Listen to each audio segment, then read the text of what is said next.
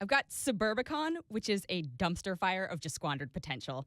It could have been great. It was terrible. It's written by the Coen brothers and directed by George Clooney, so that should theoretically be a recipe for a good movie. No, it was so bad. It stars Matt Damon, Julianne Moore, and Oscar Isaac, and it takes place in a 1960s suburbia, literally called Suburbicon. And things kick off when a black family moves in. So the first 10 minutes, you're thinking, oh, okay, this is going to be about desegregation and the challenges of that. Nope. Not about, I mean, I guess it tries to be about that, but really what happens, so we go 10 minutes and then we switch to this convoluted plot line about Matt Damon's family who live next door to the black family. The black family's called the Myers. And Matt Damon's in debt and he's kind of mixed up with the mob. And Julianne Moore plays twins. So she plays his wife and then his sister-in-law. And then they live with their son. And let me just say, every character in this movie is a terrible person.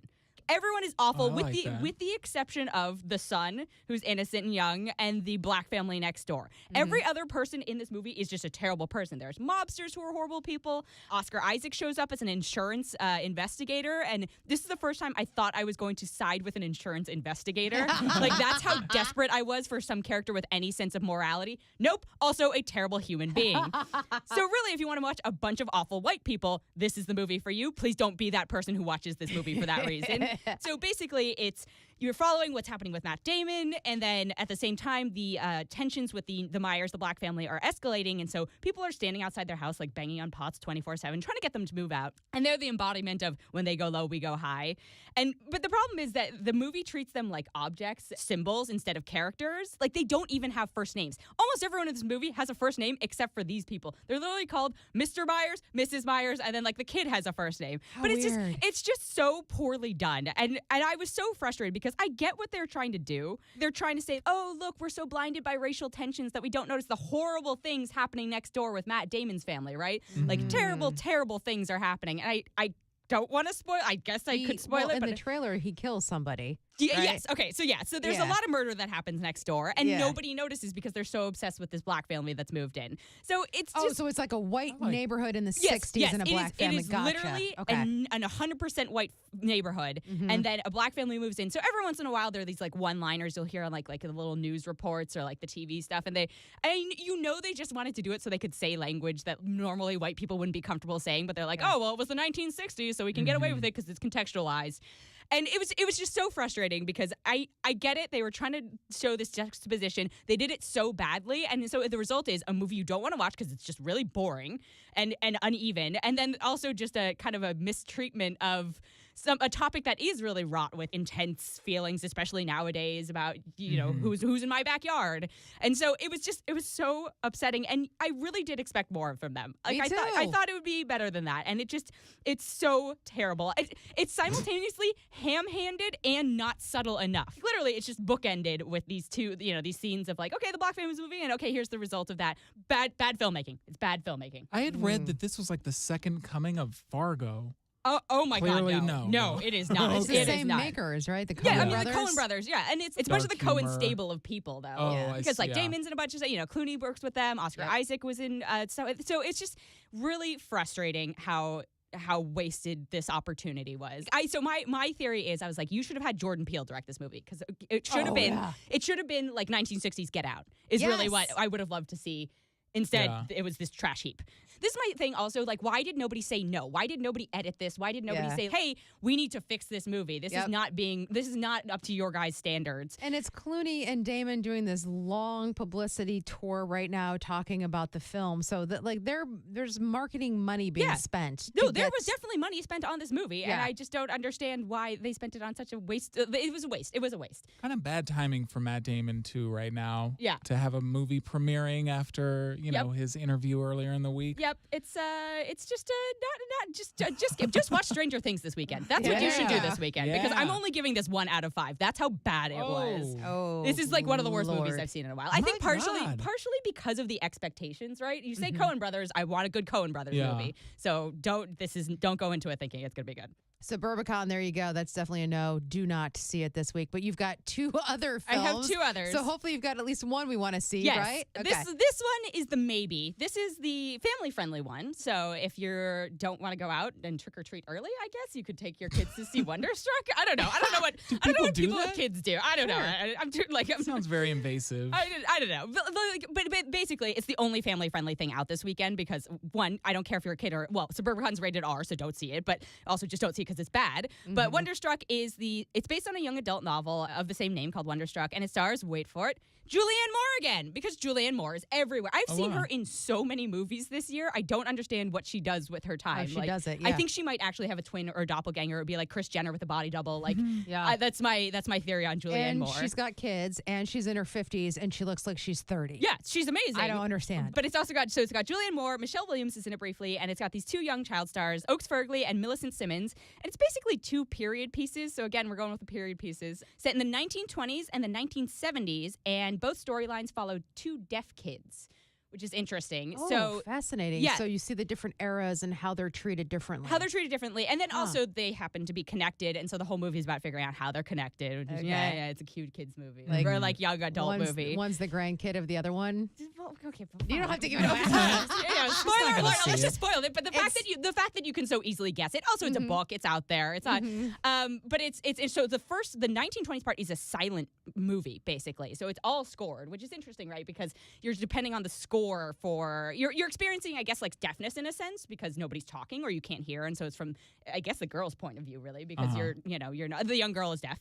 Also, Millicent Simmonds, the actress, is deaf, which is kind of cool that they gave an opportunity to someone who can't hear because I feel like Hollywood loves casting people without disabilities in roles that are all about disabilities. Right. Yep. And so at least they took the opportunity to give someone a chance in this, and she does a good job. So it's definitely like that part I give them kudos for.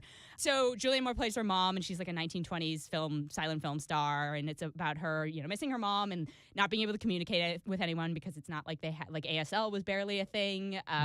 People didn't know how to deal with deaf kids back then.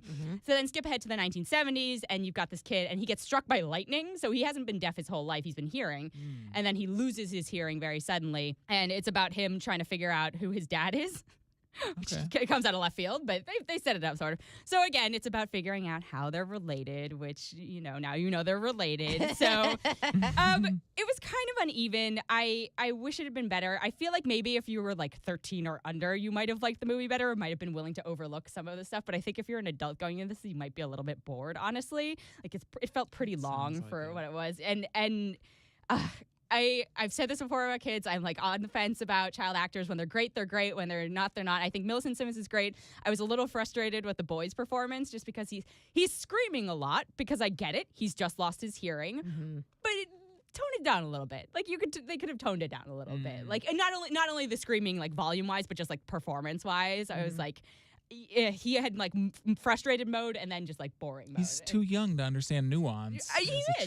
But at the same time, there are plenty of child actors who are like amazing at that stuff. So I think he might need a little more time to mature as an actor. Again, if you're a young adult and you love the book, apparently the people who love the book like really like the film. So if it has a special place in your heart, it might be worth seeing. But as someone who had no reference for it, I'm only going to give it 2.7 out of 5. Okay. There you go. That's a rental. Yeah, it's a rental. Or again, if you really are bored and need something to do with your kids, like that's. But okay, highlight of my week. There's a new Colin Farrell. Yes. Watch the trailer. Is it Nicole Kidman? Yes, Nicole Kidman. And just please tell me that they have sex in the movie. Oh, it's weird. Yes, they're into Weird some. sex. Yep. So yeah, it's The Killing of a Sacred Deer. And it's by Yorgos Lanthimos, who did The Lobster, which came out 2 years ago, which also starred Colin Farrell. Which was super weird. Super weird. And then so that one was weird, but at least it was like sort of hopeful. This one, I think Colin Farrell himself described it as the nightmare one of the characters in that movie would have had. So this movie in Lobster. In The Lobster. Oh, that sounds devastating. So this is, and The Lobster is super surreal. This is even more surreal. And So he and Nicole Kidman play a married couple. They're both doctors. They have these beautiful kids. It takes place in suburbia. Here's a good film about suburbia, or at least an interesting film. It's not good things don't happen, but it's an interesting film about suburbia. So Suburbicon, take notes. Maybe Yorgos Lanthimos should have directed Suburbicon.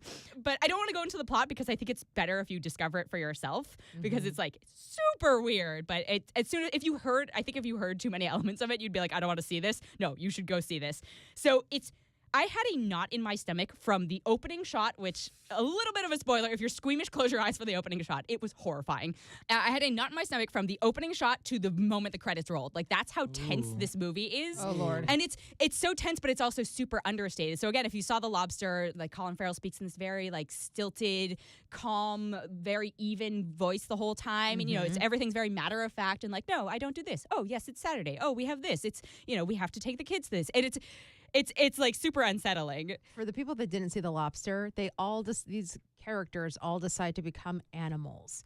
And once you become an animal, that's it. Well, so in The Lobster, what happens is if you go to this hotel and you basically, if you don't find love, you become an animal. Yeah. So you get to pick which animal you want to become. Oh, cool. Yeah. But if you don't find love within, I think it was 30 days or something like that, it's like a hookup hotel, basically. Yeah. So that's the weird concepts that this director is into. And it was weird. Like, there was weird sexual scenes in it. With animals? No. No, with humans. Okay.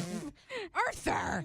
So I mean, for you to say it was like a nightmare from The Lobster, I can't even imagine how much so worse it I'll is. phrase it this way. There are no animals in What about Killing of a animals Sacred having Deer. sex, You though? do not see that. The deer is metaphorical, just as a heads up. Okay.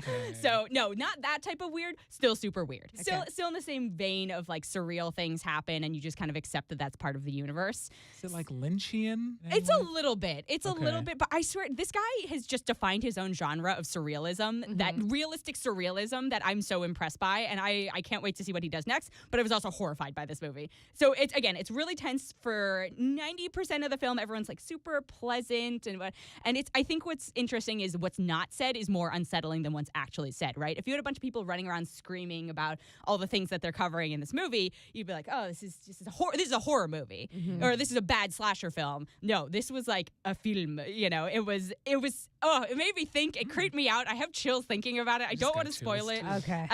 It's super mature, not going to be for everyone, but it makes you think, and it will probably upset you, and I think it should upset you. Okay. Which if you aren't upset by this film, you might need to see like a psychologist, because it will make you question like reality and your like morals and all this stuff. It's so good. And I'm like trying not to overhype it, but I really want everyone to go see it because it's so interesting. The Lobster got an Oscar nomination for Best Original Screenplay, and I could see this at least getting the same. Yeah, super weird.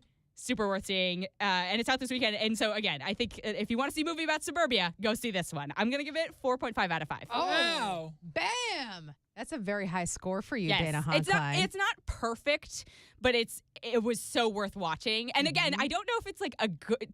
I can't say I loved it because it freaked me out so much, but I like appreciated the viewing experience. Yeah. And you hate horror films, And too. I hate horror films.